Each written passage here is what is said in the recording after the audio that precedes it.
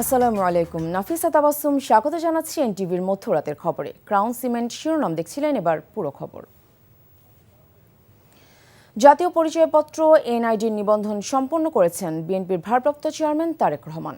কমিশনারদের সিদ্ধান্তের পর ভোটার হিসেবে তাকে তালিকায় অন্তর্ভুক্ত করা হবে বলে জানিয়েছেন নির্বাচন কমিশন সচিব। এ সময় তার মেয়ে ব্যারিস্টার জাইমা রহমানও এনআইডি নিবন্ধন করেন। নিয়ামুল আজিজ সাদিকের রিপোর্ট। দীর্ঘ 17 বছর লন্ডনে নির্বাসিত থাকায় দেশের সব ধরনের নাগরিক সুযোগ সুবিধা থেকে বঞ্চিত ছিলেন বিএনপির শীর্ষ ব্যক্তি তারেক রহমান। নির্বাচন কমিশন বিশেষ ক্ষমতা বলে তাকে ভোটার হতে নিবন্ধনের সুযোগ দেন। সকাল থেকেই তাই কড়া নিরাপত্তা ব্যবস্থা ছিল পুরো আগারগাঁও এলাকা জুড়ে। প্রথমে তারেক রহমানের সহধর্মিণী জুবাইদা রহমানের সঙ্গে মেয়ে জাইমা রহমান ভোটার নিবন্ধনের জন্য আবেদন করেন। দুপুর 1টায় তারেক রহমান কমিশনে এসে চোখের আইরিশ, ফিঙ্গারপ্রিন্ট ও তথ্য শনাক্ত করে স্বাক্ষর দেন। নিবন্ধন কমপ্লিট করা গেলেও এখানে আমাদের প্রসেসের জন্য সময় লাগে, কারণ এটা আপলোড করে আপনার ওনাদের ফিঙ্গারপ্রিন্ট এবং সিগনেচার ম্যাচিং, ফেস আইরিশ এগুলোকে ম্যাচিং করতে হয়। ম্যাচিং করার পরে কনফার্ম হলে তখন আর কি ওনাদেরকে একটা ভোটার আপনার আমরা এনআইডি নাম্বার যেটা বলি সে নাম্বারটা দেওয়া হয়। তো এটা করতে কিছু সময় লাগবে। তারেক রহমানকে ভোটার হতে পুরো কমিশনের সম্মতি লাগবে বলে জানিয়েছেন সচিব। বলেন, সম্মতি পেলে 24 ঘন্টার মধ্যে অতিরিক্ত ভোটার তালিকায় তিনি অন্তর্ভুক্ত হবেন। কমিশনের সিদ্ধান্ত, কমিশনের অনুমতি দুভাবে পাওয়া যায়। একটা হচ্ছে আনুষ্ঠানিক সভা করে, আর একটা হচ্ছে নথির মাধ্যমে। এখন কমিশন যে পদ্ধতিতে অনুমোদন করবেন সেটা আমরা নথি উপস্থাপন করব নিষ্পত্তির জন্য। কমিশন যদি বলেন যে সভা করবেন তাহলে সভা করবেন, আর যদি মনে যান নেতৃত্ব প্রক্রিয়াজাত করে দিবেন, এটা তো কমিশনের এখতিয়ার। ঢাকা 17 আসনে 19 নং ওয়ার্ডে ভোটার হিসেবে তিনি ও তার কন্যা তালিকাভুক্ত হচ্ছেন। Niamul Aziz Sadek, NTV news, Dhaka. নির্বাসনে থেকে হারিয়েছিলেন স্নেহের ছোট ভাইকে, তাই তো স্বদেশে ফিরে আরাফাত রহমান কোকোর কবর ছুঁয়ে শোকস্তব্ধ বড় ভাই তারেক রহমান স্রষ্টার কাছে চাইলেন তার মাগফিরাত। এর আগে ইনকিলাব মঞ্চের মুখপাত্র শহীদ শরীফ ওসমান বিন হাদি এবং জাতীয় কবি কাজী নজরুল ইসলামের সমাধিতে শ্রদ্ধা জানান বিএনপির ভারপ্রাপ্ত চেয়ারম্যান। জিয়ারত করেন শ্বশুর রিয়ার অ্যাডমিরাল মাহবুব আলীর কবরও। তৃতীয় দিনেও ব্যস্ত সময় কাটান তিনি, জানাচ্ছেন হাসান মাহমুদ। নির্বাসনের কঠিন নিয়তি যখন তারেক রহমানকে মা ভাইয়ের কাছ থেকে বিচ্ছিন্ন করেছিল, সেই বিরুদ্ধ সময়ে প্রিয় সহোদরের শেষ নিঃশ্বাসের সঙ্গী হতে না পারার কষ্ট দূর পরবাসে নিভৃতে বিদ্ধ করেছিল বড় ভাইকে। দীর্ঘ 11 বছর পর আদরের ভাইয়ের সমাধির সামনে দাঁড়িয়ে তাই শোকস্তব্ধ বড় ভাই। হৃদয়ের অলি গলি জুড়ে ফেলে আসা অজস্র স্মৃতির ক্যানভাস, চোখ জুড়ে শোক আর দোয়ায় ভরা বুক। সহোদরের শান্তি কামনায় রবের দরবারে তোলেন প্রার্থনার হাত। এর আগে ঢাকা বিশ্ববিদ্যালয়ের সবুজ চত্বরে শায়িত এক বিপ্লবীর সমাধিতে শ্রদ্ধার বরণ ডালা নিবেদন করলেন 17 বছরের নির্বাসিত জীবনে বাধ্য হওয়া এক নির্যাতিত নেতা। যে জুলাই অভ্যুত্থানে সব পক্ষের ঐক্যবদ্ধ স্ফুরণ ঘটেছিল, ফ্যাসিবাদী শাসনের অবসানে বেজেছিল মুক্তির মহামন্ত্র, সেই জুলাইয়ের বিপ্লবী যোদ্ধা ওসমান হাদির নিস্তব্ধ কবরে তখন আরেক গণতান্ত্রিকামী নেতার প্রার্থনা। আজন্ম বিদ্রোহের প্রতীক যে শেকল ভাঙার কবি কাজী নজরুল ইসলামের পাশে শায়িত হলেন ওসমান হাদি, সেই জাতীয় কবির মাজারও জিয়ারত করলেন তারেক রহমান। জটিল রাজনৈতিক পরিস্থিতির মধ্যে যারা তারেক রহমান সাহেবের আগমন বাংলাদেশে এটাকে অনেক সমীকরণগুলোকে সহজ করে দিয়েছে, এবং আজকে বাংলাদেশি জাতীয়তাবাদের যে রাজনীতি, সেই রাজনীতি দর্শনকে সামনে চলে এসেছে। এবং আমরা বিশ্বাস করি যে এই দর্শনই, এই রাজনীতি বাংলাদেশের জনগণের মুক্তির জন্য সবচেয়ে উপযুক্ত দর্শন। গুম, খুন, হামলা, মামলা আর ফ্যাসিবাদের বিরুদ্ধে গণতন্ত্রের পক্ষে গেল 17 বছর লন্ডন থেকে দলকে সুসংগত করেছিলেন তারেক রহমান।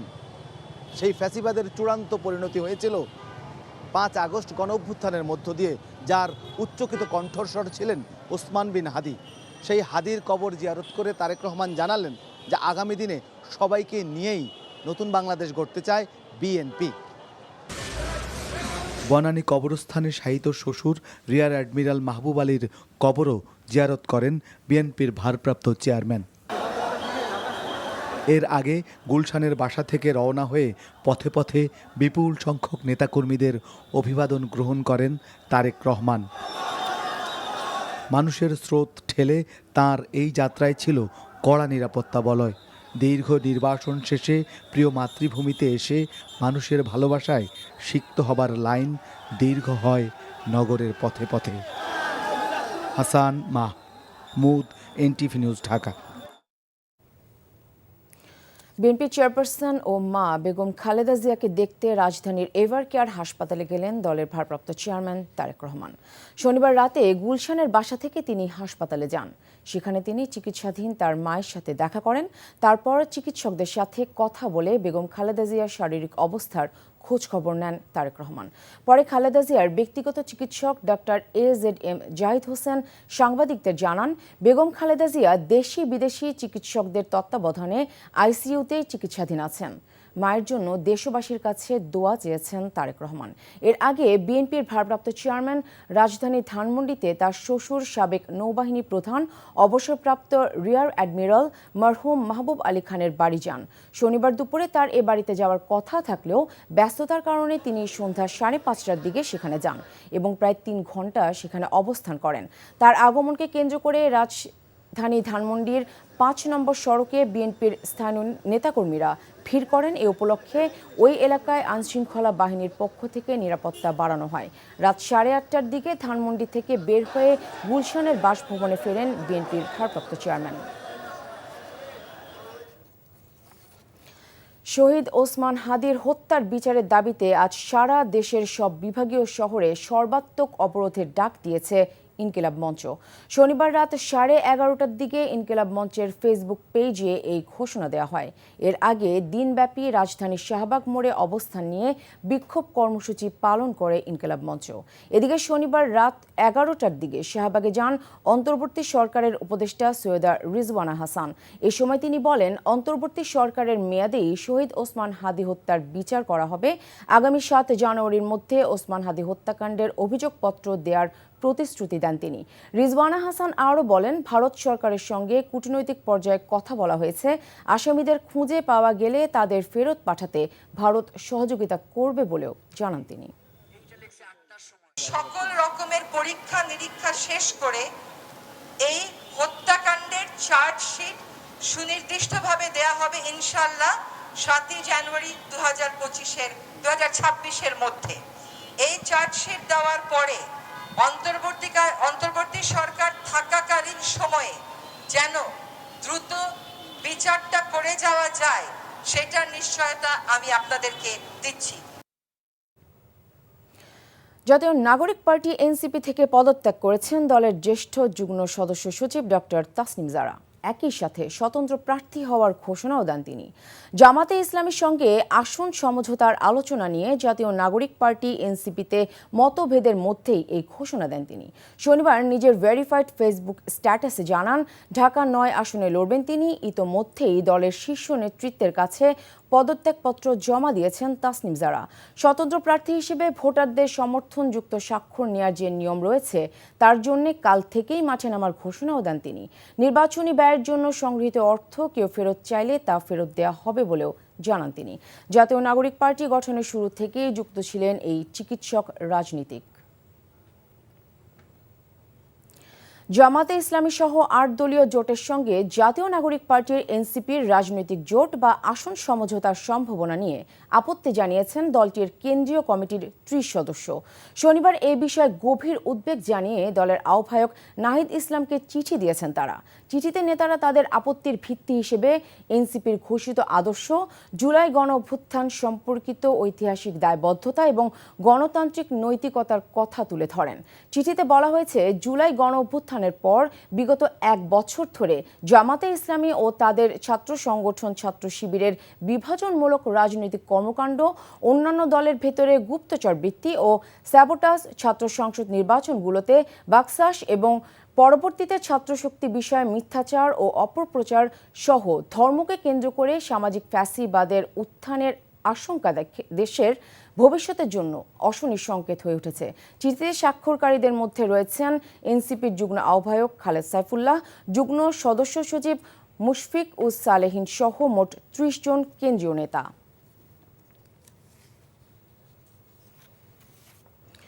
গণ অধিকার পরিষদের সাধারণ সম্পাদক রাশেদ খান তার দল ছেড়ে বিএনপিতে যোগ দিয়েছেন। শনিবার আনুষ্ঠানিকভাবে বিএনপিতে যোগদানের পর আগামী জাতীয় সংসদ নির্বাচনে ঝিনাইদহ ৪ সংসদীয় আসনে তার নামে দলীয় মনোনয়ন ঘোষণা করেন বিএনপির মহাসচিব মির্জা ফখরুল ইসলাম আলমগীর। ফলে জেলার কালীগঞ্জ ও সদর উপজেলার অংশ বিশেষ নিয়ে গঠিত ঝিনাইদহ ৪ আসনে ধানের শীষ প্রতীকে নির্বাচন করতে যাচ্ছেন রাশেদ খান। সাদরিনা খন্দকারের রিপোর্ট।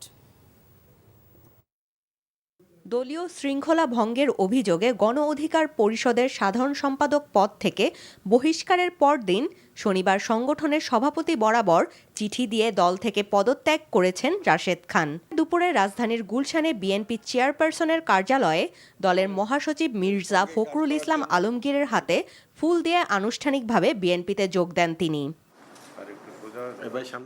দলে যোগদান অনুষ্ঠানে ঝিনাইদহ ৪ সংসদীয় আসনে ধানের শীষ প্রতীকে রাশেদ খানকে বিএনপির দলীয় প্রার্থী হিসেবে মনোনয়নের ঘোষণা দেন মির্জা ফখরুল। বাংলাদেশ জাতীয়তাবাদী দল সিদ্ধান্ত নিয়েছে যে ঝিনাইদহ ৪ আসন, যেটা ঝিনাইদহ সদর এবং কালীগঞ্জ থানা নিয়ে, এই আসনে মোহাম্মদ রাশেদ খানকে ধানের শীষ প্রতীকে নির্বাচন করার জন্য মনোনয়ন দেওয়া হচ্ছে। ফ্যাসিবাদ বিরোধী আন্দোলনে রাশেদ খানের অবদান ইতিহাসে স্মরণীয় হয়ে থাকবে উল্লেখ করে দলে যোগ দেওয়ায় স্বাগত জানান বিএনপি নেতা সালাউদ্দিন আহমেদ। দেশের ছাত্র সমাজের দাবি মানতে তৎকালীন স্বৈরাচারী সরকার বাধ্য হয়েছিল। সেই ভূমিকায় রাশেদ খানের নাম আমাদের ইতিহাসে জ্বল করে জ্বলবে, উজ্জ্বল থাকবে। আগামীর বাংলাদেশ হবে মেধাভিত্তিক, জ্ঞান নির্ভর, প্রযুক্তি নির্ভর বাংলাদেশ। সেই লক্ষ্যেই আমরা রাশেদ খানকে স্বাগতম জানাচ্ছি। দলে যোগ দিয়ে রাশেদ খান বলেন, নতুন দেশ গঠনে সংস্কার, বিচার ও সুষ্ঠু নির্বাচনে তারেক রহমানের নেতৃত্ব গুরুত্বপূর্ণ ভূমিকা রাখবে। তারেক রহমানের নেতৃত্বে দেশ ও মানুষের জন্য কাজ করার প্রতিশ্রুতি দেন তিনি। আমি মনে করি নতুন বাংলাদেশ গঠনে তার নেতৃত্ব দেশ এবং জনগণের জন্য অত্যন্ত প্রয়োজন। আমি বিশ্বাস করি সংস্কার, বিচার এবং সুষ্ঠু নির্বাচনের ক্ষেত্রে জনাব তারেক রহমান গুরুত্বপূর্ণ ভূমিকা রাখবেন। আমি রাশেদ খান আজকে বিএনপিতে যোগদান করেছি এবং জনাব তারেক রহমানের নেতৃত্বে ইনশাআল্লাহ দেশ এবং জনগণের জন্য সংগ্রাম করে যাব, কাজ করে যাব। সাদরিনা খন্দকার, এনটিভি নিউজ, ঢাকা। দীর্ঘ ১৭ বছর পর দেশে ফিরে উষ্ণ অভ্যর্থনা ও ভালোবাসা পাওয়ায় দেশের মানুষের প্রতি গভীর কৃতজ্ঞতা জানিয়েছেন বিএনপির ভারপ্রাপ্ত চেয়ারম্যান তারেক রহমান। শনিবার রাতে নিজের ভেরিফাইড ফেসবুক পেজে দেয়া এক দীর্ঘ পোস্টে এ কথা জানান তারেক রহমান। গত বৃহস্পতিবার দেশে ফেরার দিনটিকে নিজের জীবনের জন্য অবিস্মরণীয় উল্লেখ করে তারেক রহমান বলেন, এই ফিরে আসা নিয়ে তার ও পরিবারের মনে যে ভালোবাসা ও সম্মান কাজ করছে তা শুধু কথায় প্রকাশ করা সম্ভব নয়। সব প্রতিকূলতার মধ্যেও যারা পাশে ছিলেন এবং আশা হারাননি তাদের সাহসী তাকে প্রতিনিয়ত শক্তি জুগিয়েছেন বলেও উল্লেখ করেন বিএনপির ভারপ্রাপ্ত চেয়ারম্যান। নাগরিক সমাজ, তরুণ, পেশাজীবী, কৃষক, শ্রমিক সহ সব শ্রেণী পেশার মানুষের প্রতি ধন্যবাদ জানিয়ে তারেক রহমান বলেন, বাংলাদেশ তখনই সবচেয়ে শক্তিশালী হয় যখন এদেশের মানুষ ঐক্যবদ্ধ থাকে। ভবিষ্যৎ পরিকল্পনার কথা উল্লেখ করে বিএনপির ভারপ্রাপ্ত চেয়ারম্যান বলেন, তিনি বাংলাদেশের ভবিষ্যতের জন্য একটি বাস্তব পরিকল্পনার কথা বলেছেন, যে বাংলাদেশে শান্তি ও মর্যাদা থাকবে, যেখানে প্রতিটি মানুষ নিজেকে নিরাপদ ও সম্মানিত মনে করবে আর প্রতিটি শিশু আশার আলো নিয়ে বড় হবে। বিএনপির ভারপ্রাপ্ত চেয়ারম্যান তারেক রহমানকে নিয়ে কটূক্তির অভিযোগে AKM শহীদুল নামের এক শিক্ষককে গ্রেফতার করে পুলিশ। এই ঘটনায় গ্রেফতার ব্যক্তির নিঃশর্ত মুক্তি চেয়ে বিবৃতি দিয়েছে বিএনপি। শনিবার রাতে বিএনপির সিনিয়র যুগ্ম মহাসচিব রিজভী আহমেদের স্বাক্ষরিত প্রেস বিজ্ঞপ্তিতে তার মুক্তির দাবি জানানো হয়। এতে বলা হয় মত প্রকাশের কারণে একেএম শহীদুল ইসলামকে গ্রেফতার ও কারাগারে পাঠানো সঠিক হয়নি। মত প্রকাশের স্বাধীনতা একটি মৌলিক মানবাধিকার ও নাগরিক অধিকার, যা ব্যক্তিকে নির্ভয়ে তার নিজের চিন্তা ও মতামত প্রকাশের স্বাধীনতা দেয়।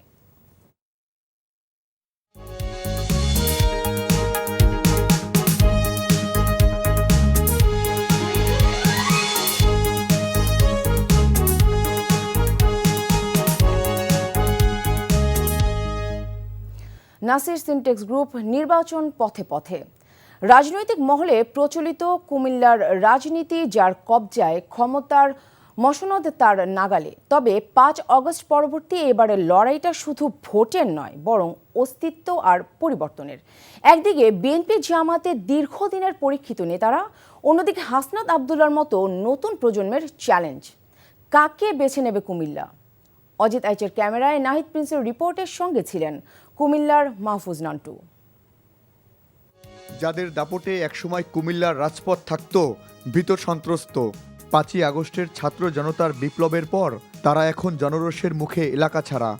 সদর আসনে বাহাউদ্দিন বাহার থেকে লাকসামের তাজুল ইসলাম, যাদের একক আধিপত্যে অন্য সব রাজনৈতিক কণ্ঠ স্তব্ধ হয়ে গিয়েছিল, তাদের প্রস্থানে কুমিল্লায় কয়েক দশকের একচ্ছত্র বলয়ের অবসান ঘটেছে। কিন্তু এই মাঠের খালি ময়দানের নেতৃত্ব এখন যাবে কার হাতে? দীর্ঘ ১৭ বছর নির্যাতিত বিএনপি জামায়াত কর্মীরা মাঠে ফিরলেও ভোটারদের মনে কাজ করছে ভিন্ন এক হিসেব। পুরনো আধিপত্যের বদলে মানুষ এখন খুঁজছে নতুন কোনো রাজনৈতিক নিশ্চয়তা। বর্তমান যে সরকার নির্বাচিত হয়ে ক্ষমতা বসবে, এই সরকার যদি এই জনগণের প্রতি যদি একটু সহানুভূতি দেখা, মারামারি হানাহানি আমরা এটি চাই না। জামাত আসুক, বিএনপি আসুক, যে দলে আসুক, আমরা সুষ্ঠু নির্বাচন চাই। এক নজরে কুমিল্লার নির্বাচনী মানচিত্র। এখানে মোট ভোটার সংখ্যা ৪৮,৬০,৩৮৫ জন। এর মধ্যে পুরুষ ভোটার ২৫,৪৯,২০৫ জন, নারী ভোটার ২৩,১১,১০১ জন, তৃতীয় লিঙ্গের ভোটার সংখ্যা ২৯ জন। তবে সবার নজর থাকবে এবার কুমিল্লার বিশেষ কয়েকটি আসনের দিকে। সবচেয়ে বেশি নজর এখন কুমিল্লা ৪ দেবিদ্বার আসনে। এখানে লড়াইটা প্রবীণ অভিজ্ঞতা বনাম তরুণ নেতৃত্বের। বিএনপির সাবেক সংসদ সদস্য মঞ্জুরুল আহসান মুন্সির সাথে টক্কর দিচ্ছেন ছাত্র আন্দোলনের অন্যতম সেনানী ও এনসিপির মুখ্য সংগঠক হাসনাত আবদুল্লাহ। এখানে বড় ফ্যাক্টর জামায়াতের সাইফুল ইসলাম শহীদও। আমরা দেবিদ্বার বিগত সরকার আমলে বহু চাঁদাবাজি হয়েছে, এখন এই চাঁদাবাজি থেকে আমরা মুক্ত চাই। হাসনাত ছেলেটা তো ভালো, মঞ্জুর হাসান মুন্সিও ভালো। আমাদের একটাই চাহিদা, রোড ঘাট এবং কি রাস্তার ড্রেন এগুলো যেন সুন্দরভাবে কাজ করে দেয়। চাঁদাবাজি, দখলদারবাজি যেগুলো চলতেছে এগুলো যেন বন্ধ হয়। লড়াই জমেছে কুমিল্লা ১১-১৪ গ্রাম আসনেও। সাবেক রেলমন্ত্রী মুজিবুল হকের পতনের পর এখানে মুখোমুখি দুই হেভিওয়েট প্রার্থী, বিএনপির কামরুল হুদা এবং জামায়াতে ইসলামের নায়েবে আমির ডক্টর সৈয়দ আবদুল্লাহ মোহাম্মদ তাহের। সাংগঠনিক শক্তির বিচারে এখানে আভাস পাওয়া যাচ্ছে হাড্ডাহাড্ডি লড়াইয়ের। আবদুল্লাহ মোহাম্মদ তাহের এবং কামরুল হুদা ভাই সবাই প্রতিশ্রুতি দিচ্ছে আগের থেকে ভালো চলাবে। ভালো প্রতিনিধি চাই, আমরা শান্তি শৃঙ্খলা ভাবে যেন আমরা থাকতে পারি, আমরা গরিবেরা এখন ভালো থাকতে পারি। একদিকে কাজী কায়কোবাদ বা মঞ্জুরুল আহসান মুন্সিদের মতো অভিজ্ঞ ঐতিহ্য, অন্যদিকে হাসনাত আবদুল্লাদের পরিবর্তনের গর্জন। কুমিল্লা কি পুরনোতেই আস্থা রাখবে নাকি বেছে নেবে নতুন ভোর? Nahid Prince, NTV news, Comilla. দেশে প্রবাসী আয়ের গতিপথ আবার আগের ধারায় ফেরানোর পেছনে সৌদি আরব শীর্ষে বলে জানান কমিউনিটির নেতৃবৃন্দ।